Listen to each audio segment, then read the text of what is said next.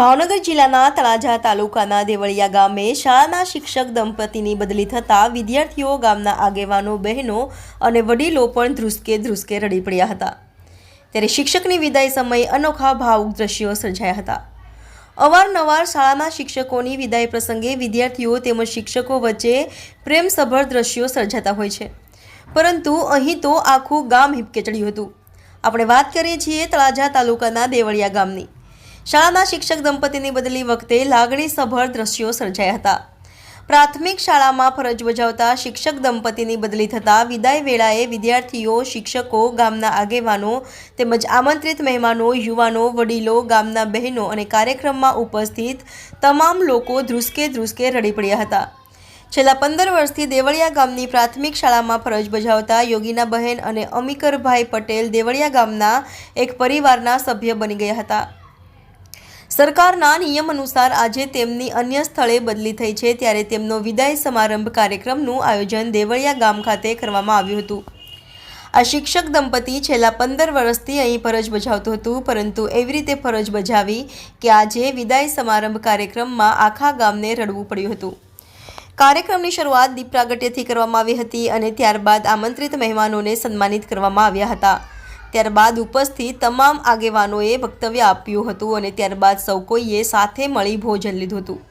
કાર્યક્રમમાં દેવળિયા ગામના સરપંચ ગોરધનભાઈ પરમાર, તલાટી મંત્રી વિજયસિંહ રાઠોડ, જિલ્લા પંચાયત સદસ્ય મંગાભાઈ બાબરિયા, દેવળિયા ગામના વરિષ્ઠ આગેવાન લલ્લુભાઈ પટેલ, કાનજીભાઈ સુતરિયા, ચંદુગીરી બાપુ ગોસ્વામી, મંડળીના પ્રમુખ કરશનભાઈ મેર, શાળાના આચાર્ય કાળુભાઈ બારૈયા સહિતના ગામના દરેક સમાજના નાના મોટા આગેવાનો, યુવાનો, વડીલો, માતાઓ, બહેનો પણ ઉપસ્થિત રહ્યા હતા। લાગણી, પ્રેમ અને એના માટે કોઈ શબ્દો જ નથી।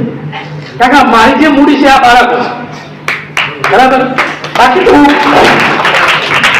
ભણાવું અને સરકાર મને પગાર આપે છે, એક સામાન્ય બાબત છે, પણ જે બાળકોનો પ્રેમ, એમના વાલીઓનો પ્રેમ અને આ ગામ લોકોએ જે મને જે વિદાય આપીને એ હું લાઈફ ટાઈમ જ્યાં સુધી જીવીશ ત્યાં સુધી યાદ રહેશે। અને આ તમામ બધા જે અહીંયા કાર્યક્રમ ઉપસ્થિત છે અને કોઈ કારણસર ના આવી શક્યા હોય તે, અને સુરતથી પણ જે ચિંતા કરવાવાળા, ગાંધી ચિંતા કરવાવાળા, શાળાની ચિંતા કરવાવાળા એવા વડીલોનો પણ ખૂબ ખૂબ આભાર વ્યક્ત કરું છું। મેં 15 વર્ષ લગભગ 14.5 વર્ષ જેવી સેવા અહીંયા ગામમાં કરી। ગામના દરેક વ્યક્તિને પર્સનલી ઓળખું, એમની 4 પેઢીના નામ મને યાદ આવે। એક છોકરાનું નામ કહું તેની 4 પેઢીનું નામ કહી દઉં। એટલો હું સુમેળભર્યું વાતાવરણથી અહીંયા ગામમાં રહેલો અને કોઈના જોડે હજી સુધી મારા 15 વર્ષમાં તકરાર થઈ નથી। અને એટલો બધા એ લોકો મને એટલું બધું માન આપે, ગમે ત્યારે કોઈ પણ કામ હોય તો સાહેબને યાદ કરે, અથવા એમને કાંઈ જરૂર હોય તો પણ હું એમનું કામ અડધી રાતે ફોન આવે તો એમનું કામનું સોલ્યુશન થઈ જાય। કોઈ વાલીનો પ્રશ્ન હોય, કોઈ વિદ્યાર્થીનો પ્રશ્ન હોય, શાળા છે બધું થયા કરે, પણ છતાં પણ પહેલો ફોન મારા ઉપર આવે કે સાહેબ અમારા છોકરા નામ છે અથવા તો આ ફલાણું જેવું છે, કાંઈ વાંધો નહીં, અને એ પહેલા ફોન મને કરે। એટલે કોઈ પણ વાલી સીધો નિશાળે કોઈ ફરિયાદ લઈ ગયો નથી અને એનું સોલ્યુશન પણ થઈ જાય છે અને આપણું માન રાખેલું છે એટલે કે ભાઈ તમે નિશાળે આવવાની જરૂર નથી, એનું થઈ જશે। એટલે અમને ખબર છે કે સાહેબે કીધું એટલે પૂરું, હવે આપણે આગળ ક્યાંય જવાની જરૂર નથી, બરાબર। એટલે એ લોકો મારું એનું માન રાખેલું છે। આ બધા જ બેઠેલા વડીલો, બધા ઉપસ્થિત તમામ વડીલો, એ બધાનો દિલથી આભાર માનું છું કે તમે અમને આ 15 વર્ષની સેવા કરી અને આટલું માન પીને મારો વિદાય સમારંભ રાખ્યો। એટલે ખાસ કરીને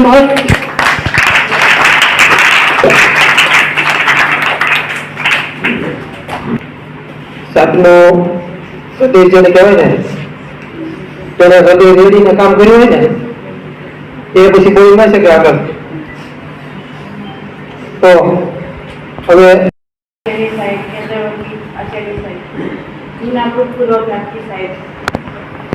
મારા સ્ટાફ મિત્રો, નાના ભૂલકાઓ, હું સતત 10 વર્ષથી પહેલા બીજામાં કામ કરું છું, પણ જે બાળકોનો મને લાગણી છે ને એ હજુ અત્યારે હું વ્યક્ત કરી શકું એમ નથી, કારણ કે નાના છોકરાઓ જોડે કામ કરું એ બહુ આંગળી પકડી, મમ્મીની આંગળી પકડી શાળામાં આવે અને એને સતત 2 વર્ષ સુધી અમારા જોડે રહે અને એને માનવ પ્રેમ આપવાનું કામ અમે કર્યું છે। એ આજે દેખાય છે. અને ગામવાળાએ જે સહકાર આપ્યો અને જે કાર્યક્રમ કર્યો એ બદલ હું બધાનો દિલથી હૃદયપૂર્વક આભાર માનું છું. જય હિન્દ, જય ભારત. દોડતી હોય અહીંની જ આપણે જ્યાં જગ્યા ઉપર બેઠા છીએ પિરજીભાઈ નું તો બાપભાઈ નું નાઈથી બધા જ વડીલો જગ્યા છે. એની જન્મભૂમિ આ છે, એની કર્મભૂમિ સુરત વસાવી છે. અને આપણને બધાને આવા કાર્યક્રમોમાં પણ ઊભ આપે છે. તો સાહેબની જન્મભૂમિ ત્યાં હતી, પણ કર્મભૂમિ 15 વર્ષ લગન સતત દેવળિયા ગામમાં આપણા બાળકોની સેવા કરવા માટે, આપ સૌની સેવા કરવા માટે એમને મોકો મળ્યો. નિસ્વાર્થ ભાવે કોઈ જ્ઞાતિ જાતિનો ભેદભાવ રાખ્યા વિના આપ સૌને ભણતર આપ્યું છે. 15 વર્ષમાં હું માનું ત્યાં લગન અહીંથી ઘણા બધા વિદ્યાર્થી એવા છે કે એ કઈક બન્યા પણ હશે. આમાંથી બેઠેલા પણ કઈક બનશો. શિક્ષકની વાત કરીએ તો હમણાં લલ્લુભાઈ સાહેબ વાત કરતા હતા એમ કે શિક્ષક ખરેખર એવી વ્યક્તિ છે કે એમને એમના કામથી જ મતલબ રાખે છે, નહીં કોઈ ઘર્ષણમાં પડવા માટે. દરેક ગામમાં ગમે એને પૂછશો તો એમ નહીં કે મારે અમીકરભાઈ સાથે કે બેનબા સાથે કોઈ દે અમારે સંઘર્ષ કરવો પડ્યો કે ઘર્ષણ કરવું પડ્યું. જ્યારે તમે કહેવાય છો તો તમને ઊંઘ મળી છે. એવા દરેક શિક્ષકો, શિક્ષક એટલે ગુરુજી. હમણાં લલ્લુભાઈ વાત કરતા હતા, વડાપ્રધાન બન્યા છે કે મુખ્યમંત્રી બન્યા છે કે કોઈ પણ મોટા ઉદ્યોગપતિ બિલ્ડરો બન્યા છે, એમને પણ કોઈ ભણાવ્યા છે. એટલે એ શિક્ષક એના ગુરુજી સમાન હોય છે. એનો આદર કરવો એ બધાની ફરજ હોય. અને ખરેખર આદર કરતા રહે, એને શિક્ષણ બરાબર આપ્યું હોય એવું એમને પણ સતુબાપુ લાગતું હોય કે મેં જે ભણાવ્યું છે, મેં જે સંસ્કારો આપ્યા છે એ યાદ રાખે છે. એટલે એમને એમનું હૃદય પણ ગદગદ થઈ જાય કે ખરેખર કે શાળામાં કોઈ કામ કરવાનું હોય તત્પરતાથી ઉપાડી લે, એને નિભાવવું, એનું મોનિટરિંગ કરવું અને ખૂબ જ સારી રીતે બાળકોને પ્રેમ આપવો, એ એક શિક્ષક તરીકે એના પ્લસ પોઈન્ટ છે. અને બીઓની કામગીરી હોય કે આ હોય, એ બધી કામગીરી પુનઃપૂર્વક અને કોઈને ના પાડવાની હોય તોય એને ખોટું ન લાગે એવી શૈલીના એ માલિક છે. એમ વાત કરીએ બેનની તો બેન એક નિખાલસ વ્યક્તિત્વ ધરાવતા વ્યક્તિ છે. કોઈ કામ ન આવડતું હોય તો મારી પાસે આવીને કે ગમે એની પાસે આવીને તરત શીખી લેતા હોય છે કે ભાઈ સાહેબ આમાં આમ નથી ખબર પડતી, આનું શું કરવું. તો મોટા ભાગે બે બહેનો અને હું ત્યાં શાળા હોય એટલે બહેનોને એમ કહેતો તમને ન આવડે એટલે હું કરી નાખીશ. અને હંમેશા એ પણ તત્પરતાથી કામ લેતા હોય અને એક ન આવડતું હોય તરત પૂછી લેતા હોય, એ એમનો એક પ્લસ પોઈન્ટ છે. સાહેબનો ગામ પ્રત્યેની લાગણીના અમુક પ્રસંગો મારે તમને કહેવા છે. તો પહેલી જ વાર મારું અહીંયા પોસ્ટિંગ થયું છે. નાના મોટા પ્રશ્નો તો શાળામાં આવતા હોય, એવા પ્રશ્નો આવ્યા અને મેં સ્ટાફ મિટિંગ બોલાવી કે ભાઈ સ્ટાફમાં આપણે બધા હારે કે આપણે ગામને હારે કંઈક ચર્ચા કરવી પડશે. ગામ લોકોને બોલાવ્યા, ગામના આગેવાનો બધા આવ્યા હતા. ત્યારે સાહેબે તરત કહી દીધું કે ભાઈ સાહેબ અમે બે સાથે નહીં, અમે ગામની સાથે. આ એમની ગામ પ્રત્યેની જે લાગણી છે ને એ ગામે અત્યારે અહીં ઉભરાવીએ એનો મને ખૂબ જ આનંદ છે. કારણ કે ગામે એને એટલું વળતર આપ્યું, કારણ કે એને સ્ટાફ સાથે એમ કીધું ભાઈ હું ગામની સાથે રહીશ.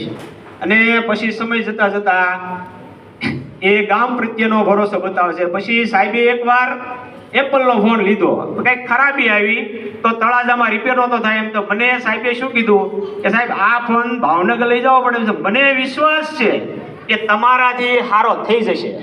એટલે આટલું કીધું એટલે મને એમ થયું મારે હારો તો કરવો જ પડે, બરાબર. તો એ ફોન અને ભગવાનની દયાથી આવા બધા કામ મને ફાવે, ફોન સારો થઈ ગયો. એ એમનો મારી પ્રત્યેનો વિશ્વાસ હતો કે સાહેબને સોંપેલું કામ એ થઈ જશે. આ એક બીજો પ્રસંગ.